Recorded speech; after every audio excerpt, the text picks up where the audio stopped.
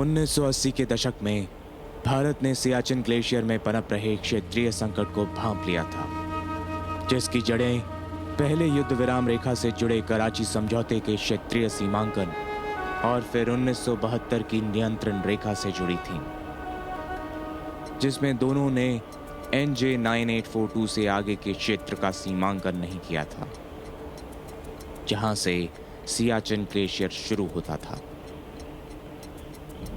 ये 1984 में हुआ था कि भारत और पाकिस्तान सेना ने सैन्य अभियानों के लिए सियाचिन ग्लेशियर की ओर बढ़ना शुरू किया। बात तब और बिगड़ गई जब भारत को पता चला कि पाकिस्तान यूरोपियन कंपनियों से सैन्य और पर्वतारोहण उपकरण खरीद रहा था। इंटेलिजेंस रिपोर्ट्स के हवाले से खबर मिली कि 17 अप्रैल 1984 तक पाकिस्तान सियाचिन ग्लेशियर पर हावी होने के लिए सोल्टोरो रिज पर सैनिकों को उतारने की योजना बना रहा था। इसलिए पाकिस्तानियों को भारत से बाहर निकालने के लिए ऑपरेशन मेघदूत शुरू कर दिया गया और इसने भारतीय सैनिकों को सियाचिन ग्लेशियर पर सियाला, ग्योंगला और बिलाफोंडला जैसी महत्वपूर्ण ऊंचाइयों पर नियंत्रण प्रदान किया और केवल सोल्टोरो रिज के पश्चिमी छोर को पाकिस्तान के लिए छोड़ दिया। 1984 तक सियाचिन पर कब्जे के लिए भारत और पाकिस्तानी सेनाओं में जंग शुरू हो गई थी और सियाचिन दुनिया का सबसे ऊंचा जंग का मैदान बन गया था।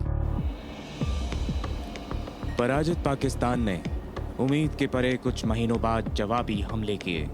जिया उल हक के तहत पाकिस्तान का शीर्ष राजनीतिक खेमा एक बार फिर भारत के हाथों हार स्वीकार करने के लिए तैयार नहीं था। परिणाम स्वरूप उस वक्त ब्रिगेडियर रहे जनरल परवेज मुशर्रफ के नेतृत्व में पाकिस्तानी सैनिकों ने इस क्षेत्र पर कब्जा करने का प्रयास जारी रखा। 1986 की सर्दियों तक पाकिस्तान सियाचिन ग्लेशियर को देखते हुए इस क्षेत्र में सबसे ऊंची चोटी पर एक पोस्ट स्थापित करने में सक्षम हुआ। इसे उन्होंने पाकिस्तान के संस्थापक क़ायद-ए-आज़म मोहम्मद अली जिन्ना की तारीफ में कैद पोस्ट का नाम दिया। अप्रैल 1987 में उस समय हालात और खराब हो गए जब पाकिस्तान ने कैद पोस्ट से 1500 मीटर नीचे एक भारतीय पोस्ट पर गोलियां चलाई, जिसमें 2 भारतीय सैनिक मारे गए। तेरी छुट्टी मंजूर हो गई है। सपनों के साहिल है, अपनों के अरमा है, बाकी हम काबिल हैं। घर पक्का हो रहा है बेटा तेरे ऑर्डर पे। और सीमेंट जेके सुपर सीमेंट पुत्र। देश के रक्षक से ज्यादा सुरक्षा का महत्व कौन समझेगा? जेके super cement, build safe. Pakistan को कैद पोस्ट के साथ रणनीतिक लाभ हुआ, जो सोनम पोस्ट के उत्तर पश्चिम में 22,153 फीट की ऊंचाई पर थी। सोनम पोस्ट 1500 फीट नीचे और कैद पोस्ट के सीधे नजर में थी। यहाँ से पाकिस्तानी सैनिकों को 76 किलोमीटर लंबा सियाचिन ग्लेशियर और 16,000 फीट पर स्थित भारतीय सेना की टुकड़ियां स्पष्ट तौर पर नजर आ रही थीं। ऊंचाई पाकिस्तान की सहयोगी बन गई थी। राजीव पांडे वह बर्फ की कुल्हाड़ी तिपैया जूते के साथ पहला जवान था और वह एक रस्सी बनाकर चढ़ गया। आप जानते हैं कि आप सिर्फ रस्सी डालते हैं और गश्ती ऊपर जाती है, लेकिन गश्ती एक जगह तक ही जा सकती थी क्योंकि वहाँ एक कागार था जो आप सोनम पोस्ट से एक जगह तक पहुँचते हैं, जो इस रिज लाइन का लेज था और जहाँ मूल रूप से कैद पोस्ट स्थित थी। हमारे यहाँ पहुँचने तक 5 जवान शहीद हो गए थे। राजीव पांडे नेतृत्व कर रहे थे और वह जान गंवाने वाले पहले व्यक्ति थे। इस नुकसान की खबर से आर्ट जैकलाई को एक बड़ा झटका लगा। अपने साथियों को खोने का उनका गम जल्द ही गुस्से में बदल गया और बदला लेने की इच्छा जगी।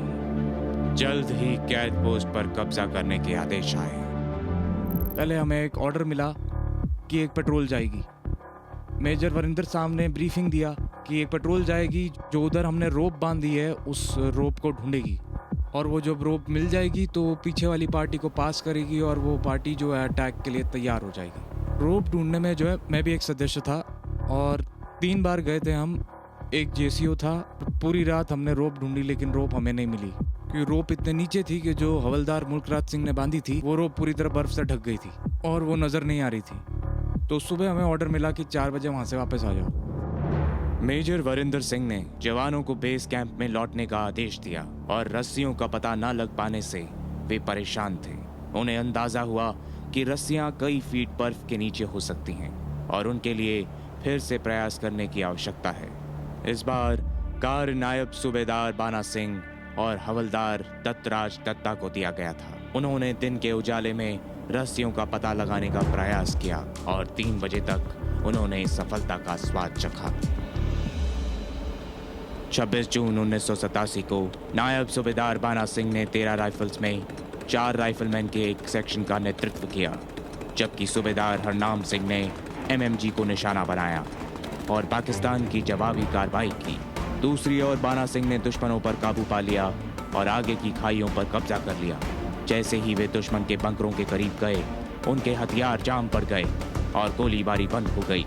दुश्मन के इतने नज़दीक होने पर बाना सिंह ने अपने लोगों को दुश्मन के बंकरों पर गोले फेंकने का संकेत दिया। कुछ लोग जो इंजर्ड थे, वहाँ एक हट बना हुआ था, वहाँ चले गए अपनी जान बचाने के लिए। तो मेजर साहब ने कहा कि इनका ऑर्डर ऑफ डिफेंस लेना है, तो हमने बोला ओके।